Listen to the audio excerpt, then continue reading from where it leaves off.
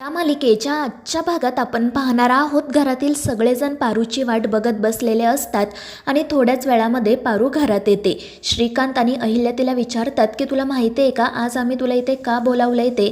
तर पारू खाली मान घालूनच नाही म्हणते. तर श्रीकांत तिचं कौतुक करत म्हणतो की पारू फक्त तुझ्या आणि तुझ्याचमुळे आज आम्ही सगळेजण इथे जिवंत आहोत. जर तू आदित्यला मेसेज केला नसता तर काय झालं असतं याचा आम्हाला विचारसुद्धा करवत नाहीये. आणि मग त्यानंतर अहिल्या देखील पारूच्या जवळ जाते. प्रेमाने तिच्या डोक्यावरून हात फिरवते आणि म्हणते की पारू आज तू पुन्हा एकदा या अहिल्यादेवी किर्लोस्करवर उपकार केले आहेत. तू पुन्हा एकदा सिद्ध केला आहे की तू या घरचा एक मोठा आधार आहे. जर तू नसती तर काय झालं असतं याचा खरंच विचारही करवत नाही. आणि मग ती मारुतीचं आणि त्याच्या संस्कारांचं सुद्धा खूप कौतुक करते. त्यामुळे मारुतीचा ऊर अभिमानाने भरून येतो. अनुष्का मात्र खूप चिडलेली असते.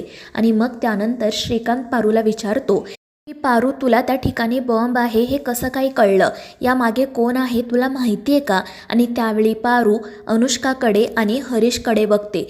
ते दोघेजण खूप घाबरलेले असतात. मात्र मग त्यानंतर पारू असं सांगते की मला काहीच माहिती नाही आहे. मी फक्त कार्यक्रमाच्या वेळी कोणाला तरी फोनवर बोलताना ऐकलं की काम झालेलं आहे, बॉम्ब लावला आहे.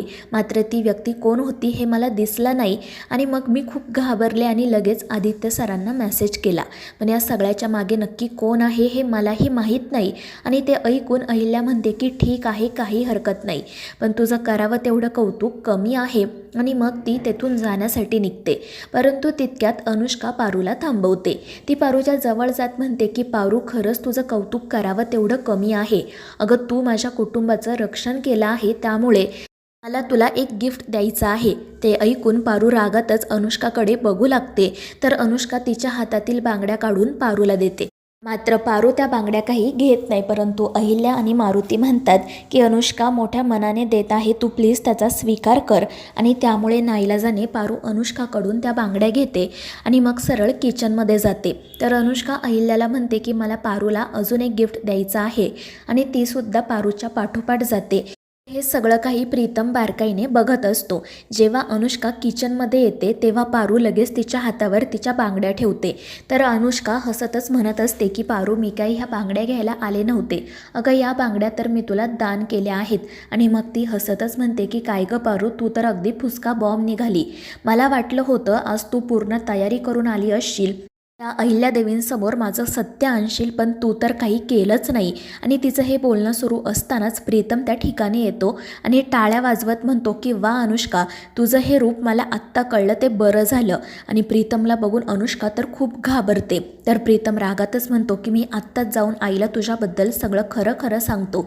आणि ते ऐकून अनुष्का पटकन त्याला थांबवते आणि म्हणते की प्रीतम तू कशाबद्दल बोलतोय, प्लीज आधी आपण डिस्कस करूयात ना, नक्की काय झालं आहे मला सांग. आणि त्यावर प्रीतम म्हणतो की तुझा दादावर खूप प्रेम आहे ना गं, तू त्याला सुखी ठेवशील ना. आणि त्यावर अनुष्का घाबरूनच म्हणते हो. तर प्रीतम हसतच म्हणतो की अगं अनुष्का किती घाबरली आहेस तू, मी फक्त तुझी मस्करी करत होतो. आणि ते ऐकून अनुष्काच्या जीवात जीव येतो आणि मग ती पटकन तेथून निघून जाते. आणि ती गेल्यावर प्रीतम पारूला म्हणतो की हिच्या चेहऱ्याचा उडालेला रंग बघितला ना तू, त्यावरूनच मला अनेक गोष्टींचा पत्ता लागतोय. आणि त्यावर पारू म्हणते की हो प्रीतम सर, पण आता आपण काय करायचं. तर प्रीतम म्हणतो की जादूगर, आता आपण नवीन मिशनला सुरुवात करूयात. काही करून अनुष्काचं आणि दिशाचं खरं रूप आपण आईसमोर आणायचं. आणि त्यावर पारूसुद्धा आनंदाने हो म्हणत प्रीतमशी हात मिळवणी करते. दुसरीकडे मोहन आणि आदित्य त्यांचं काम करत असतात. तितक्यात अहिल्या श्रीकांत त्या ठिकाणी येतात. अहिल्या विचारत असते की आदित्य तू आम्हाला तातडीने का बोलावून घेतलं. तर आदित्य म्हणतो की आई मला तुम्हाला दिशाच्या कंपनीचा सेल्स ग्रोथ दाखवायचा आहे. ते ऐकून अहिल्या रागातच म्हणते कशासाठी, त्यापेक्षा आपल्या कंपनीची काय परिस्थिती आहे त्याबद्दल मला सांग. आणि त्यावर मोहन म्हणतो की वहिनी एकदा आमचं ऐकून तरी घ्या. आणि मग तो अहिल्या श्रीकांतला सांगू लागतो की आपण इतकं मोठं कॅम्पेन केलं पण त्याचा काही फायदा झालेला नाही आहे. कारण त्या दिशाने आपले प्रोडक्ट कॉपी केले आहेत आणि ती निम्म्या किमतीला ते प्रोडक्ट्स विकत आहे. आणि इतकंच नाही तर ती एकावर एक प्रोडक्ट फ्रीसुद्धा देते आणि त्यामुळे लोक तिचे प्रोडक्ट घेत आहेत, आपले नाही. आणि यामुळे तिच्या कंपनीचा सेल्स वाढला आहे, आपल्याला मात्र लॉस होत आहे. आणि ते ऐकून अहिल्या खूप चिडते.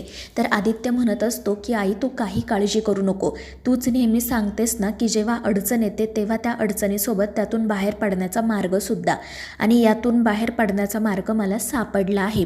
ते ऐकून अहिल्या विचारते म्हणजे नक्की काय म्हणायचं आहे तुला? आणि मग आदित्य आनंदाने सगळ्यांना सांगू लागतो की आई आपण एक काम करूयात, दिशाने आपले प्रोडक्ट कॉपी केले आहेत, म्हणजे आपला फॉर्म्युलाच तिने वापरला आहे, त्यामुळे आपण तिचे सगळे प्रोडक्ट्स मार्केटमधून उचलू, त्यानंतर आपण त्यांची क्वालिटी चेक करू आणि त्यानंतर आपण ते प्रोडक्ट आपले म्हणून पुन्हा एकदा मार्केटमध्ये विकू. ती ते प्रोडक्ट कमी किमतीत विकते आणि एकावर एक फ्री देते, त्यामुळे आपला यामध्ये फायदाच आहे. आणि आदित्यची ती कल्पना ऐकून अहिल्या तर खूपच खुश होते आणि लगेच मोहनला सांगते की दिशाचे प्रोडक्ट लगेच मार्केटमधून उचलायला सुरुवात कर, तिचं एकही प्रोडक्ट मार्केटमध्ये राहता कामा नये. आणि त्यावर मोहन आदित्य आनंदाने हो म्हणत लगेच कामाला सुरुवात करतात. दुसरीकडे पारू आणि प्रीतम बोलत असतात. अनुष्काचं आणि दिशाचं रूप सगळ्यांसमोर कसं आणायचं याबद्दलच ते विचार करत असतात. प्रीतम म्हणत असतो की मला ती अनुष्का ना पहिल्या दिवसापासूनच आवडली नव्हती, ती जेव्हा आजूबाजूला असायची ना तेव्हा वेगळंच काहीतरी जाणवायचं, ती आपल्या घरातील माणसांच्या जीवावर उठली असेल असा मी कधी विचारही केला नव्हता.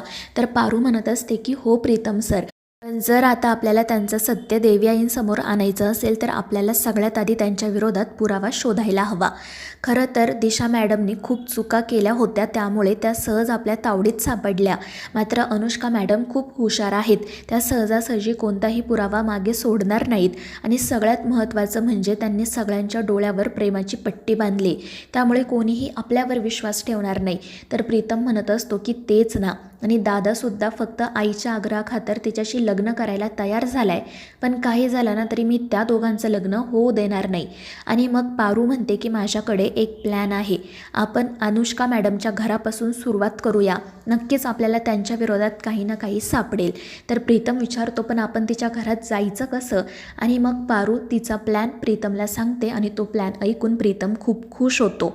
आणि मग त्यानंतर ते दोघेजण वेश बदलून सरळ अनुष्काच्या घरी जातात. त्यावेळी घरी अनुष्काची मामी असते, ती विचारत असते की कोण आहात तुम्ही? आणि त्यावर पारू स्वतःची ओळख पारुलता अशी करून देते. तर प्रीतम त्याची ओळख इन्कम टॅक्स ऑफिसर प्रीतम अशी करून देतो. त्या दोघांनी त्यांचा वेश पूर्णपणे बदललेला असतो. अनुष्काच्या मामीला काही कळतच नाही. पारू एकदम शुद्ध मराठीमध्ये बोलत त्यांना सांगते की आमच्याकडे तक्रार आली आहे की तुम्ही बेहिशोबी मालमत्ता जमा केली आणि म्हणूनच आम्ही तुमच्या घराची झडती घेण्यासाठी आलोय. आणि ते ऐकून अनुष्काची मामी लगेच अनुष्काला फोन करायचा प्रयत्न करते, पण हे दोघेजण तिच्याकडून फोन हिसकावून घेतात आणि सांगतात की ही शासकीय रेड आहे, जोपर्यंत आमची कारवाई पूर्ण होत नाही तोपर्यंत तुम्ही कोणालाही फोन करायचा नाही आणि घरातून सुद्धा बाहेर पडायचं नाही. आणि ते ऐकून ती मामी खूप घाबरते आणि मग ती नाईलाजाने एके ठिकाणी बसते. तर प्रीतम आणि पारू लगेच त्या घराची झडती घ्यायला सुरुवात करतात. तर दुसरीकडे दिशाला समजते की मार्केटमधून अचानक तिचे प्रोडक्ट्स संपले आहेत, एका महिन्याचा माल एका दिवसामध्येच संपला आहे आणि त्यामुळे तिचे खूप नुकसान देखील झालेले असते.